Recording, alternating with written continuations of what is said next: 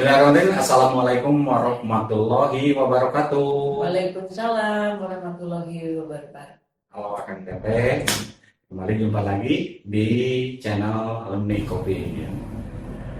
Alhamdulillah ketemu sama teman saya satu angkatan 84 yang udah lama ngumbara ya di tempat yang sangat jauh dari sini. Kumaha kabarnya? Baik. Artinya sehat semuanya, bisa ketemu lagi ya. Iya. Kayak Berni Apriliani ini angkatan kenakannya dulu tuh. Iya, saya Berni Apriliani, Fakultas Manajemen Pemasaran dulunya, angkatan tahun 1994. Udah tua. Enggak, kelihatan masih muda, masih gelis kan? Hah? Iya, betul kan. Dulu tuh kita sering bareng ya, Berni ya. Saya main bass kan waktu Berni jadi vokalis kan? Iya. Nah itu sekitar tahun 84, 85, 86 lah. Kita sering main band bareng ya. Nah, alhamdulillah kita bisa dipertemukan, masih sehat. Iya, alhamdulillah.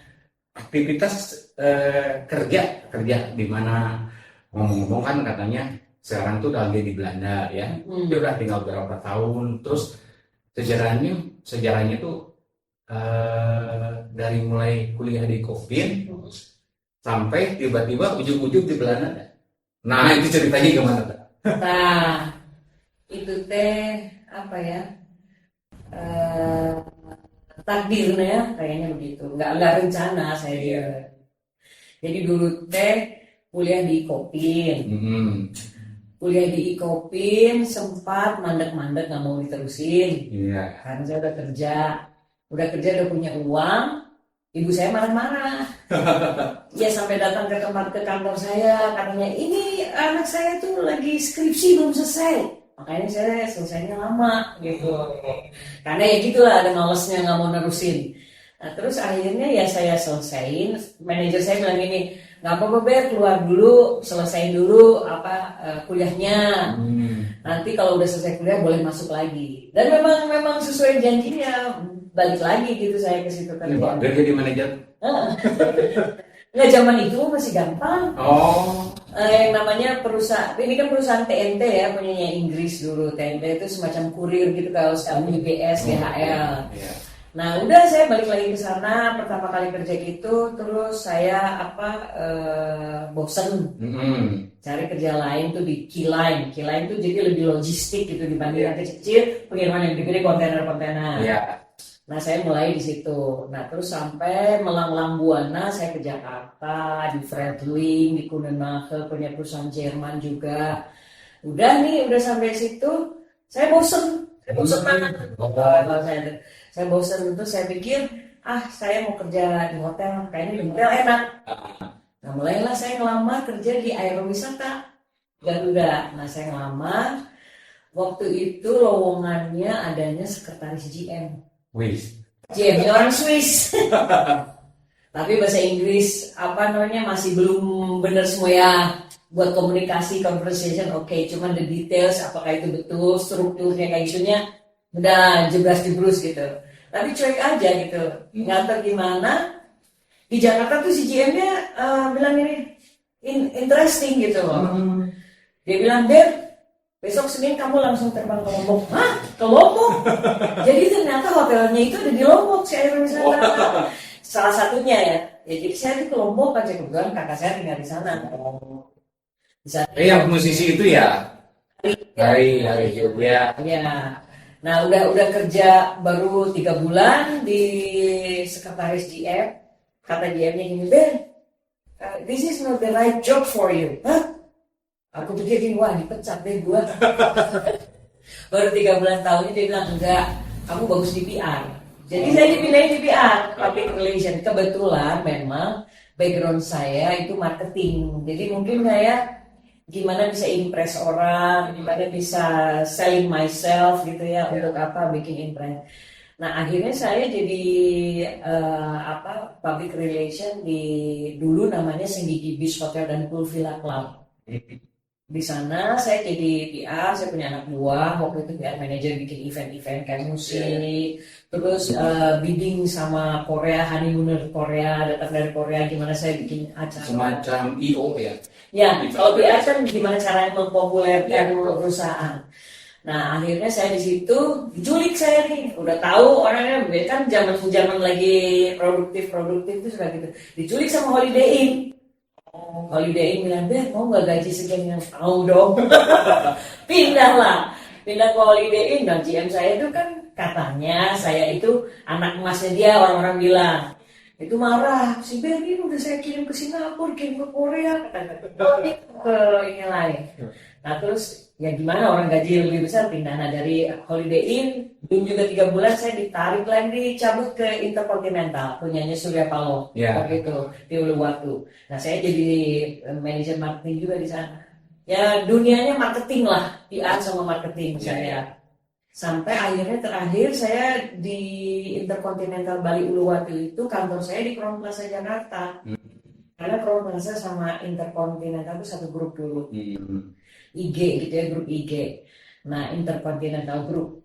Nah, saya kenapa ditaruh di Jakarta? Karena saya harus marketing corporate ke perusahaan-perusahaan. Gimana caranya bawa grup ke Bali, yang ada meeting, seminar, kayak gitu-gitu. Saya jual juga dengan food beverage-nya dan kayak gitu. Udah. Sampai akhirnya saya ketemu suami saya di Jakarta. Yang saya nggak nyangka dia tinggalnya di Belanda, ya kan? Kelihatannya bentuknya kayak orang Indonesia, nggak pikir orang Belanda. Cuman kalau ngobrol tuh bahasa Inggris terus sih, saya pikir ini orang belagu amat gitu, orang Indonesia nggak mau ngomong bahasa Indonesia, kan di Jakarta sih emang gitu ya. Udah lama-lama tahunya katanya serius, jadi saya harus nggak boleh punya pacar yang ini, nggak boleh punya pacar yang ini, udah jangan harus satu. Oke, komitmen.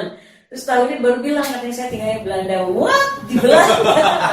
Nggak ada planning kan berarti untuk pindah ke sana. Ya udahlah, dari situ saya udah mikir gini, oke, kita kawin, tapi saya mikir saya mau jadi apa di sana, berarti mesti mulai dari nol, karena saya nggak kebayang bahwa saya akan tinggal di negara orang gitu. Ya akhirnya suami saya udah pulang duluan, kita udah kawin di Bandung, suami saya udah pulang, saya masih di sini, jadi kita bisa 1 tahun. Tapi ya karena saya karir ya di Jakarta, karir gitu. Tahunnya suami saya bilang, "Kamu nih harus pindah sekarang, kalau nggak ini surat izinnya susah lagi bikinnya gitu." Kan itu surat izin tinggal tuh nggak gampang juga. Udah akhirnya ibu saya udah saya pindah dengan merelakan kerjaan saya, karir saya. Saya mau jadi apa juga nggak apa-apa deh. Namanya juga udah berkomitmen. Udah ke sana. Nah dari sana celingak-celinguk gitu pertama ya disuruh daftar ke pemerintah Belanda, bahwa di sini tuh kita harus belajar gimana bersosial di Belanda, ada pendidikannya juga. Pendidikan itu macam-macam, ada yang 6 bulan, ada yang setahun, ada yang 2 tahun, tergantung latar belakang pendidikan kita sebelumnya. Nah yang SMA biasanya dikasih 2 tahun, kalau yang S1 gitu 1 tahun, kalau yang master sama S2 itu dikasih 6 bulan. Nah suami saya ini orangnya pinter memotivasi saya. Kamu bisa, ambil yang 6 bulan katanya gitu. Saya bilang, nah gimana? Master. Tapi itu harus tes, ada tesnya, ada psikolognya. Terus itunya si pemerintahnya itu bilang, ya coba aja, kalau bisa masuk sih boleh. Saya tes jebol gitu yang 6 bulan itu. Sekolah lah saya 6 bulan, sekolah dari bahasa Belanda awal, karena saya nggak bisa bahasa Belanda sebelumnya. Bahasa Belanda awal, gimana hidup bersosial, gimana bayar pajak, gimana ke rumah sakit, yang itu semua, gimana setiap orang harus punya nomor pajak ya, yang artinya kalau nggak punya nomor pajak, BSN nomor, nah itu nanti kita nggak bisa kerja. Udah selesai sekolah gitu, sekolahnya di kota lain yang kayak di sekolah di keberuran pasur-pasur gitu yang di kamar satu-satu, Senin sampai Jumat gitu ya, Sabtu baru boleh pulang ke rumah gitu selama 6 bulan. Terus kalau nggak lulus harus kembali uang 6.000 euro. Jadi harus lulus. Jadi itu ditanggung pemerintah. Iya, ditanggung pemerintah ya, karena ikut tes lulus gitu ya. Jadi tanggung sama udah ikut tes itu lulus, diusahakan harus lulus ya, alhamdulillah lulus. Udah lulus gitu ditempatkan kerja di tempatnya kerja sesuai dengan pengalamannya apa. Karena saya dulu di hotel, saya bilang saya senang di hotel. Oke, saya dikasih kesempatan untuk mengimplementasikan bahasa Belanda saya di hotel, kerja di hotel. Saya dapat di front office, kerjanya di front office di depan. Gitu. Tapi ya di Belanda sama di Indonesia jelas beda. Beda gimana, orang Indonesia lebih servis, lebih lebih kalau kerja tuh kayaknya lebih mau kerja lah gitu. Kalau orang Belanda tuh lebih males. Ya maaf ya orang Belanda. Enggak, tapi memang gitu lebih males. Terus akhirnya karena ada persaingan begitu kan, tamu banyak yang suka ngasih tip kayak gitu kan, banyak nggak suka juga sama saya, apalagi orang Indonesia itu orang kulitnya beda gitu loh, selalu direndahkan yang bisa apa sih gitu loh, selalu itu sudah biasa gitu di saya harus struggle gitu dengan hal kayak gitu untuk ngebuktiin nggak seperti yang kamu pikir gitu. Nah akhirnya saya bikin nggak nyaman kerja di hotel itu di NH Rotterdam tuh gitu, karena saya tinggalnya di Rotterdam. Nggak nyaman, terus akhirnya saya ke tempat bursa kerja. Di bursa kerja itu saya cari kerjaan lain. Kerjaan lain itu ada metik buah di greenhouse gitu kan, di sana ada metik buah, metik bunga kayak gitu. Saya daftar aja gitu selama kerjaan saya bisa berubah yang lain gitu. Sampai akhirnya saya ketemu di perusahaan yang saya bekerja sampai sekarang ini. Ini perusahaan Jerman, namanya DB Schenker Deutsche Bahn. Itu ada di Indonesia pun ada, dia petrol utama namanya, di Semarang ada juga, di Surabaya ada juga. Jadi saya sering kontak juga di sana kalau kerja sama orang-orang Indonesia. Nah saya ke situ nanya, ini Schenker. Terus dia bilang, apakah tahu? Karena dulu saya punya pengalaman kebetulan di logistik itu. Saya bilang ada, saya punya pengalaman tapi udah lama sekali. Oh nggak apa-apa, cobain isi. Isilah. Udah diisi gitu, nanti kalau beruntung ditelepon. 2 hari kemudian udah ditelepon.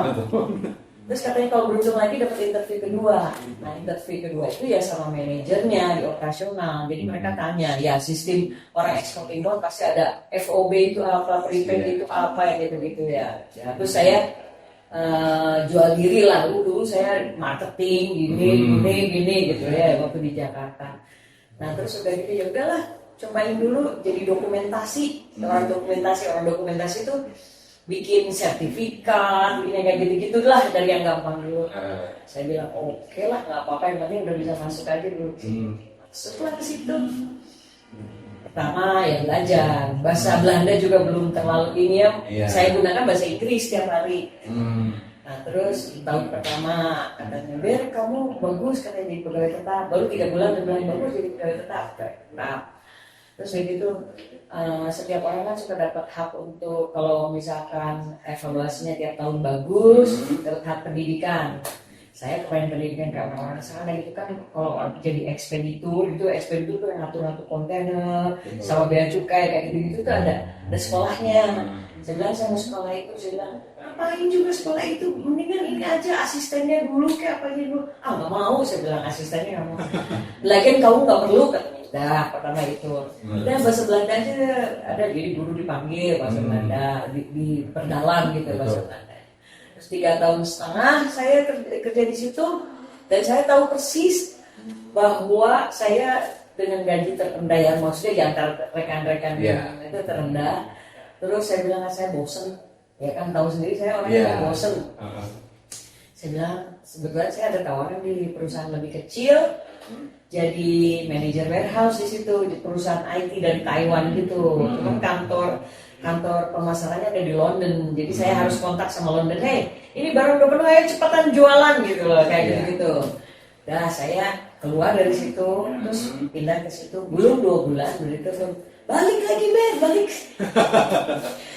Ya udah, akhirnya dari situ saya bisa jual diri, saya nggak mau gaji sekian, saya maunya di departemen ini, saya maunya gini. Dari situ mulai orang respect. Jadi respect.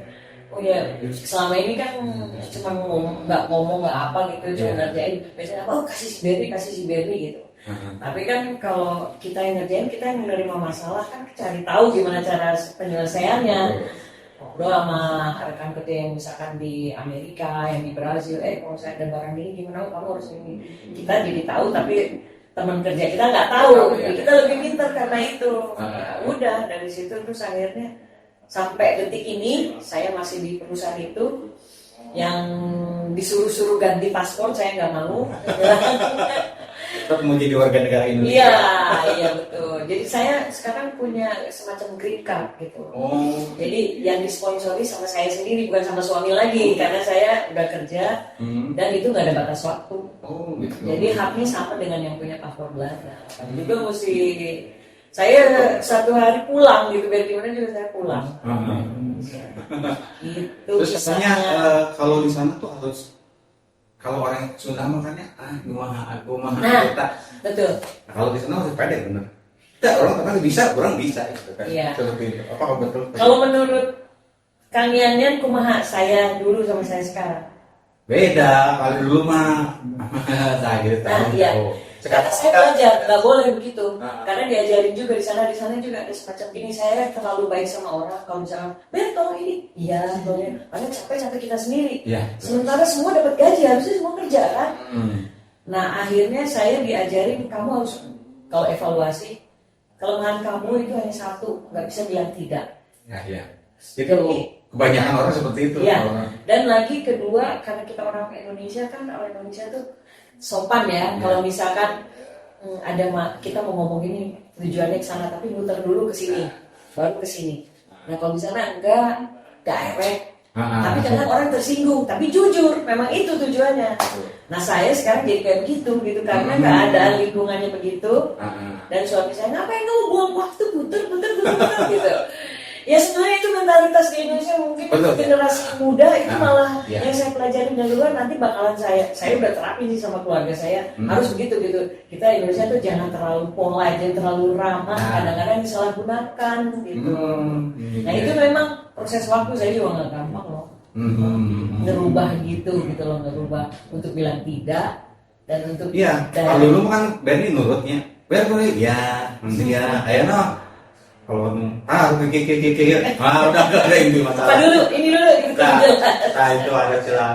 Ya memang gitu ya, mungkin keadaan di sana ya. Jadi tapi menurut saya juga ada bagusnya juga, ada hal-hal positif lah yang bisa saya bawa nanti pada akhirnya ke sini gitu, bahwa di sana yang baiknya ini tapi nggak semuanya juga baik, ada yang tidak baiknya juga. Nah itu yang nggak akan dibawa gitu.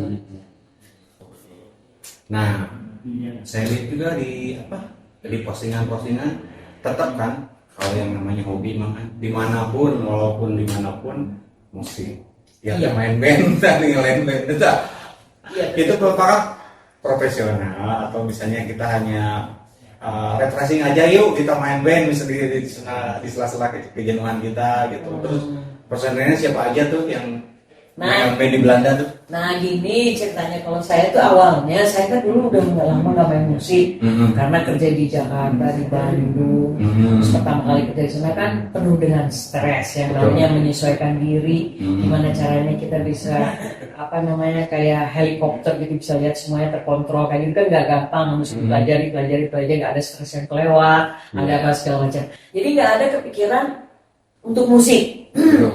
Tapi kemarin berapa tahun terakhir ya mungkin 7 tahun terakhir, tiba-tiba saya pengen les gitar lagi. Saya les gitar sama tahu nggak grup El Pamas? Ya, tahu. Salah satu personelnya Didi Sucahyo itu kan tinggal di Belanda dan dia punya sekolah musik. Ada Toto Tewel. Iya, Toto Tewel ya betul. Nah saya les sama dia. Nah terus dia bilang, goalnya apa kamu Ber? Saya bilang, saya pengen gimana caranya saya bisa main gitar tapi sekaligus nyanyi, kan 2 konsentrasi, ngapalin chordnya juga sama ngapalin kata-kata nyanyi. Yang belajar dari dia lah itu pertama kali dulu 7 tahun yang lalu. Tapi itu saat itu saya belajar beberapa tahunnya sempat saya stop. Kalau sekarang udah nggak lagi karena saya sempat sakit. Saya ya udah berumur, kadang-kadang ada darah tinggi kayak gitu lah. Jadi saya stop dulu musik. Tapi sekarang udah sehat lagi, diterusin lagi. Nah ketemulah sama teman-teman yang sama-sama senang musik. Tapi main musik kan. Kalau saya sih for fun gitu, karena saya setiap hari kerja, saya punya relaxnya ya itu yang saya rasakan. Merasa ngumpul sama orang Indonesia bisa main musik, oh lagu itu gitu. Apalagi ini sama-sama orang Bandung semuanya. Gitu, ada orang Budi, ada orang Jalan Ambon, pokoknya ngumpul lah di sana. Ya udah akhirnya kadang-kadang kita dipanggil ya, kadang-kadang dapat duit, ya lumayan lah buat ganti bensin, buat makan gitu. Jadi semacam saya sendiri tidak berniat profesional, tapi ya ada panggilan. Nah, ya intinya mas saya tujuan utamanya nggak buat iya, tapi tetap kan yang namanya hobi makan walaupun dimanapun, nah yuk lagi terus kan iya. Itu nggak bisa dibeli dari luar kan. Iya, sedikit kepuasan jiwa. betul. Oke teman-teman, nanti kita sambung lagi ya. Kita mau jalan-jalan, mau ngajak ini kemana lah kita nanti cari ya. Pokoknya yang nggak ada di Belanda pokoknya. Sampai nanti. Iya, siap.